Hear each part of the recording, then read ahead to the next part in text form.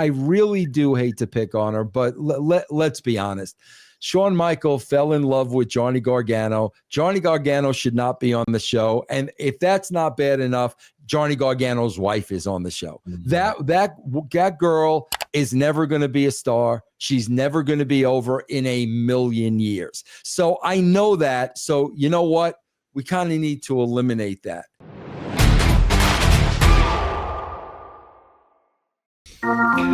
What's going on, everybody? This is Dr. Chris Featherstone here for another episode of Writing with Russo with the namesake himself, Vince Russo. What's up, Dr. Chris? Dr. Chris, I started podcasting at 7:30 this morning, so I am going into my 13th hour of podcasting today, my friend. That's why you are the Iron Man of podcasting. Iron Man, bro. Iron Man. Yeah. You're the Iron Man of podcasting, Vince Russo. 100%. Without a doubt. How are you doing? Man, okay. I am well. Good. I'm well, man. Life is good. Like I always say, it's another day in paradise, my brother. So let's do it, man. We got a lot to talk about. Let's start off with Matt and Jeff Hardy making some moves. Through the backdoor route of returning back to WWE nowadays. We saw that with Fandango recently as well, of returning to WWE, and they returned by way of TNA with their partnership with NXT. They got a match coming up with Fraxium to determine who the greatest tag team in the world is. And so legendary tag team. Shoe-in Hall of Famers as far as the Hardy Boyz are concerned. If they were to have one more run, and by the way, WWE is starting to make merch for them. So where does that lead to in your eyes? And do we get another Hardy Boyz moment that's just exciting for a minute and then it tapers off, similar to WrestleMania 33? Wow, that's interesting, Chris, because it would be great if they kind of had a new young team there that reminded you of the Hardys, you know what I'm saying? Yeah. And then the Hardys can, get in the program with them with the purpose of getting this young new team over. But man, when I'm just looking at that roster and I'm looking at those teams, I don't know, like off the bat who you put them in there with. I mean, New Day or the Street Profits or the Vikings, or I don't know. I guess, you know what, bro, and it's been done because I was at TNA. I guess there would be a lot of people that would like to see a Hardy Boyz Motor City Machine Guns. I mean, there's a lot of people that would like to see that, but I mean, we've seen that. I just wish there was a really young and hungry team that could almost be the future Hardy Boyz that they could work there. You see anybody like that there right now? Storyline wise, I mean, Fraxium is a good choice, in NXT. I think the Motor City Machine Guns is a good choice. I think that, to me, that just screams like one-off. You know what I mean? Just kind of like featured attraction, one-off match. I don't see much of a story with that. I do think storyline wise, the best that you could have would be New Day. Getting upset, feeling like they're the legends, they're a legendary tag team, they're the locker room leaders. Hardy Boyz come in, basically saying, "Hey, this is our throne. This is, we're the greatest tag team of all time." New Day gets upset with that, saying, "Well, we're the greatest tag team of all time." That can culminate to a match between the Hardys and the New Day. I would have the New Day go over just because there's still a little bit of life left in the New Day, versus I think this is more of a swan song run for the Hardy Boyz. I think they're more of a novelty act now, more than a staple WWE team. That's how I feel with that. I bet you though, Chris, I bet you they could raise the stock of Gargano and Ciampa too. You think so? I think so. You think a good story would be? You think that's plausible? What would you do? Hey, bro, I'll tell you what, if you want to do a good story, maybe, because, bro, I hate the pairing of Nia Jax with LaRue. Like, why? Like, just why? Now, if she was with them and Matt brought in Rebby, okay, something like that might be interesting. And Rebby can work a little bit too. Something like that would be interesting. The only thing I think that would the only way I think that could really get some interest is if Matt Hardy goes full on broken Matt mode again. Yeah, I agree. Well, yeah, I don't have a problem with that at all. I don't have a problem with that at all. Yes. Because I think that the final deletion match and compound matches and things like that with Rebby and Candice, having some affiliation with that too, was, the wives of Matt and Johnny respectively. Yeah. So I think that could work if it goes on full broken Matt Brother Nero mode. And there's a better chance of Triple H understanding that than Vince did. Yeah, I think that's a fair assessment. Yeah, because we never saw broken Matt and Brother Nero in the WWE. That would be a new concept in WWE. We saw them as a team in TNA, and then Matt Hardy came to. They did the whole reunion thing at WrestleMania 33. I was actually there. That's one of the biggest pops I've ever seen in my life. It was huge. The pop was huge, man. Yeah. And it's interesting because there's actually still some seeds that could be planted there too, because the New Day hosted that WrestleMania 33. And they actually introduced the Hardy Boyz as the surprise entrance to that tag team match. So you can actually bring that back up too, as far as like, who do you think we are hosting y'all or introducing y'all? Like, we should have had that spot. So that definitely. So I think both of those teams, if the Hardys need feuds for the rest of the year, I think both of those teams would make sense. Because especially if the New Day goes over the Hardy Boyz, I think that Gargano and Ciampa would be a good way to build some steam and some stock up with the Hardys. Have them have that compound match, go, broken Nero, Brother Nero, broken Matt. And then what you do is you have the New Day be the next in line to have, a feud with them. So that they could have do it, bro. If set up right, and again, I don't know why they didn't set it up this way, but if set it right, they could have kept that thing going with Big E, and Big E could have done the old "I can't wrestle, but I'm going to bring in a team." That would have been huge. I don't know. That's such a no-brainer, bro, and would have been such an easy road to go down to, but it might be too late to do that right now. Yeah, especially if the promo work leading into their, whatever they do with Big E again, is like, we're the best tag team in the locker room. There's nobody better than us. Me and Kofi, we're united front, stronger than ever without you. We never needed you, that type of deal. So yeah, that would have been interesting, and still possible. I mean, we'll see if that pans out throughout the rest of 2025. Fightful Select reported that there is growing frustration in the women's division.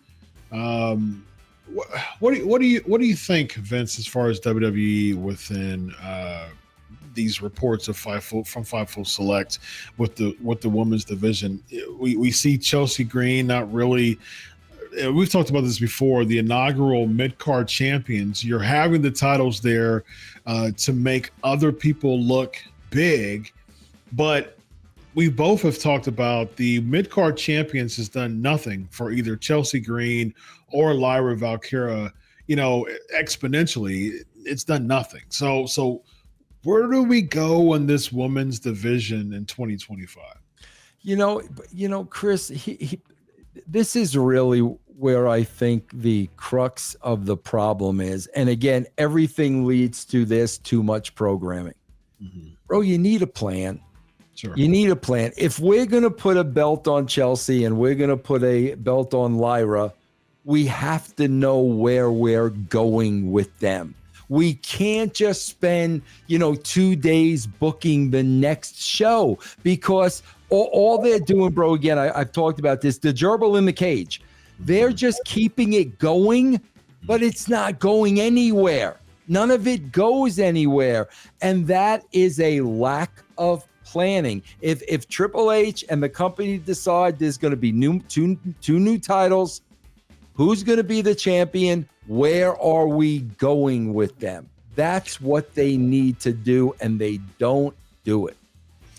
Yeah, I remember you said this a lot, that you really focused in the Attitude Era, like, if you're on screen, who are you? We got to do something with you. We got to utilize you in some way and make you stand alone and unique in your own way. I always bring up the Crash Holly example. I mean, like, this guy was, just a cruiserweight, just on paper, but he was a heavyweight. As far his character was so big that he was a heavyweight, he carried a scale, with him. He built himself as 400 pounds, he was a scrappy dude to the Big Show, like it was a amazing concept.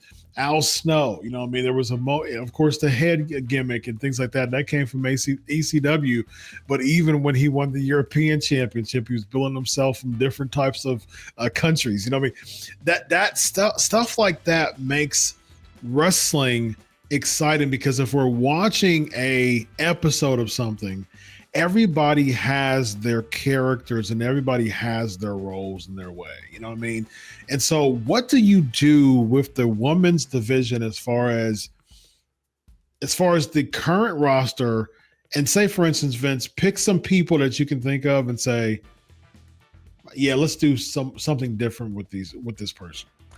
Yeah, bro, let's concentrate more time on who we're going to go with, and let's cut the fat. Okay. Like, if it's me, like, I hate to pick on her. I really do hate to pick on her, but let's be honest. Shawn Michaels fell in love with Johnny Gargano. Johnny Gargano should not be on the show. And if that's not bad enough, Johnny Gargano's wife is on the show. Mm-hmm. That girl is never going to be a star. She's never going to be over in a million years. So I know that. So you know what? We kind of need to eliminate that. Mm-hmm. Tiffany Stratton is a star. Let's take care of her. We have 2 titles now. Let's get a story for Chelsea. Let's get a story. Chris, I've said this a million times. Who are we going to go with, and what fat are we going to cut? I mean, that's really what you have. It's like Chris, come on, Ohio State. Who are the starters? Who are the starters and who are the bench players? You know that immediately. That is so important, Chris. And that's a huge problem, man. There's no prioritizing who's going to be on top, who's going to be on all these shows, and who's going to be weaned off these shows. Yeah. Very much so. I agree with you, Vince. I think that is important for us to really, there's so many opportunities out there in the world of pro wrestling. You automatically get a rub, by being a former WWE star. At least like right after you get released. I've known plenty of wrestlers that's been released, and they are like, this sucks, but at least there's some relief. I'm going to cash in of the stock from the indies. Like, if I haven't been in the WWE for 5 years, I'm probably charging $5,000 a head, as far as a booking is concerned for a match. But if I'm right off of my release, I'm doubling or tripling that. So that's the type of stuff that people need to cash in on. So there's plenty of opportunity for people to have those type of dates. Yes, the grind is, you got to promote yourself, and the grind is more. That's the reason why a lot of times you should start promoting yourself on Twitter and on Instagram, aside from WWE, so your brand can carry with you wherever you go, instead of continuing to just rely on the WWE. So. But Chris, at the end of the day, and you and I both know this because we've both experienced it, bro, there is nothing like creating something out of nothing. Sure. And you know what, bro? They can look at it like, oh, the WWE released me and it sucks and this is my dream and this, that, and the other thing. Yeah, bro, but what you have now is now you have freedom. Absolutely. And now the fun is starting from scratch. Yeah. Now I make my own choices. Nobody's going to make bad choices for me. Now you create something out of nothing, man. I would choose that every time over guaranteed money and being in a spot where I'm going nowhere. I would choose that every single time. And you can tell the ones who have the creative minds from the ones who are just living a dream. You know what I mean? When stuff like that happens, I think about Spud. When he got released, I think twice, and he got released from the WWE and came back because he had videos, just really spent a lot of time having a really cool cinematic type of video of how he felt and how he got released, and even like shoot videos for people to really, hone into him as far as when he got released. And it worked, as far as just the success of him being able to get his job back. But at the same time, there's a lot of times people, like we said it before, there's a lot of times people, we look at someone like a Johnny Gargano. He's an indie darling, man. He was someone from Cleveland who's, wrestling when he was young, wrestling, he watched wrestling as a kid. Wrestling was his life when he was young. He's made it, in his eyes. He's in the WWE now. He feeds what they give him. And if he leaves, then it's like, oh man, WWE, this is my heart and soul, versus someone who's just a creative mind. You know what I mean? Like, okay, yeah, I'm glad I was there, but we got to move forward. You know what I mean? I'm going to create my brand. Especially, Chris, you take the experience you got there, and that's what you parlay into more success. You got it's almost like going to college. You got an entire education there. Now you could take everything you freaking learned, and now you can parlay that into your own success. Yeah, that's a good analogy. Yeah, I'm with you there. I agree. I mean, Elijah, formerly Elias, he just came back. He just debuted in TNA recently. Joe Hendry did a live, single a concert. And I forgot who it was. The Colognes, I think it was. I saw the clip, and the Colognes came out and they cut a promo on him. All of a sudden, the lights go off. There's Elijah there. He does the strum, the guitar, and yes, his gimmick was so just.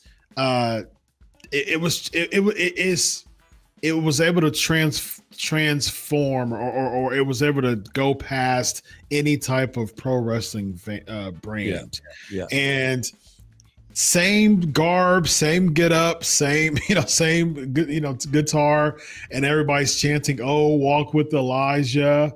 And he and just like that, he started playing the Seven Nation Army. Boom, boom, boom, boom, boom. Yeah. And like he started doing that as they were chanting. You know what I mean? And it's like, that's the type of creative minds that just completely transform or just go past. Transcend is the word I'm looking for. Completely transcends any brand, any pro wrestling brand. You're so strong as a person. It doesn't matter where you go, you're going to hit pay dirt. I mean, Chris, is there any way in the world if Karrion Kross would leave the WWE now, you're going to sit there and tell me a year from now he wouldn't be 100 times more over? Right. Are you kidding me?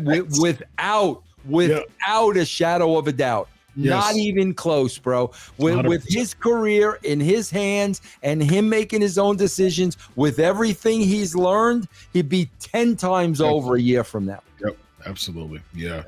And he's continuing to brand himself too and do things on it. He's always trying something new. Yeah. He's always trying. I can respect that, man. Yeah, I respect the heck out of that stuff, man. Yep. This guy right here is Vince Russo. I'm Dr. Chris. This is Writing with Russo. Have a good night, everybody. Solo.